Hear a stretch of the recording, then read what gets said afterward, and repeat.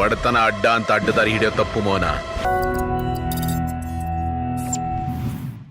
Sir ನಿಮ್ಗಿದ್ದು ಅಡ್ಡದಾರಿ, ನಮಗ ಅನ್ನದ್ದಾರಿ. ಮಾತು ಮನೆ ಕೆಡಿಸ್ತು, ತೂತು ಒಲೆ ಕೆಡಿಸ್ತು ಪುಷ್ಪಕ್ ಅಂತಿದ್ದಾರೆ ನೆಟ್ಟಿಗರು. ಎಸ್ತಾಯಿ ಮಾತಲ್ಲಿ ಮಹಾತಾಯಿ ಆದ್ರ ಎಸ್ತಾಯಿ ಮೇಲೆ ನೆಟ್ಟಿಗರು ಮಾಡ್ತಿರೋ ಆರೋಪ ಆದ್ರೂ ಏನು?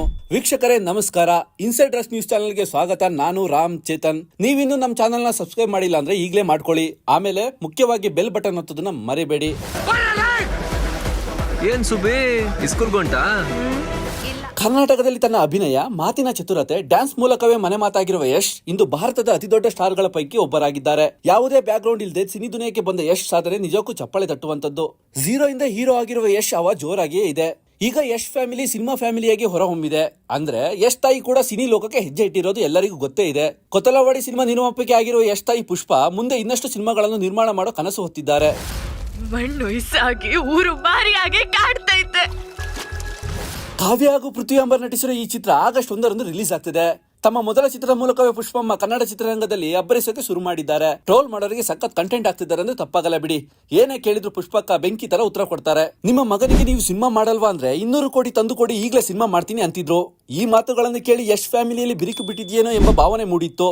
ಆದ್ರೆ ಇತ್ತೀಚೆಗೆ ಅವರು ಕೊಡ್ತಿರೋ ಸಂದರ್ಶನಗಳ ಮೂಲಕ ಅಭಿಮಾನಿಗಳಿಗೆ ಸ್ಪಷ್ಟತೆ ಸಿಕ್ತಿದೆ, ಅವರು ಇರೋದೇ ಹಾಗೆ ಅಂತ.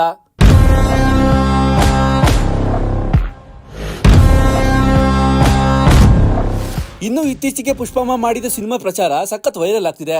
ಯಶ್ ತಂದೆ ಅರುಣ್ ಕುಮಾರ್ ಕೆಎಸ್ಆರ್ಟಿಸಿ ಬಸ್ ಚಾಲಕರಾಗಿ ಸೇವೆ ಸಲ್ಲಿಸಿದ್ದು ನಿಮಗೆ ಗೊತ್ತೇ ಇದೆ. ಹಾಗಾಗಿ ಪುಷ್ಪ ಕೊತ್ತಲವಾಡಿ ಚಿತ್ರವನ್ನು ಬಸ್ ಡಿಪೋಗಳಲ್ಲಿ ವಿಶೇಷವಾಗಿ ಪ್ರಚಾರ ಮಾಡಿದ್ರು. ಈ ವೇಳೆಯಲ್ಲಿ ಅವರು ಅರುಣ್ ಕುಮಾರ್ ಇಲ್ಲದಿರುವಾಗ ಅವರ ಪರವಾಗಿ ನಾನು ಇಲ್ಲಿ ಬಂದಿದ್ದೇನೆ ಎಂಬ ರೀತಿಯಲ್ಲಿ ಮಾತನಾಡಿದ್ರು. ಇದನ್ನು ಕೆಲವರು ಓವರ್ ಎಂದು ಟೀಕಿಸಿದ್ರು.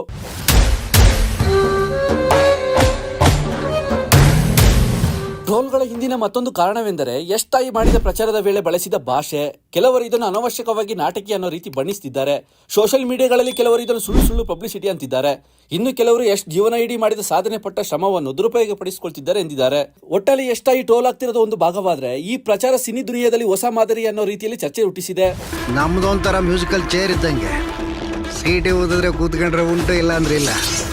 ಇದಿಷ್ಟು ಇವತ್ತಿನ ಸುದ್ದಿ. ಇನ್ನಷ್ಟು ಸುದ್ದಿಯೊಂದಿಗೆ ಮುಂದಿನ ಸಂಚಿಕೆಯಲ್ಲಿ ಬರ್ತೀನಿ ಅಂತ ಹೇಳ್ತಾ ಈ ಕಾರ್ಯಕ್ರಮ ಮುಗಿಸ್ತೀನಿ. ನಮಸ್ಕಾರ.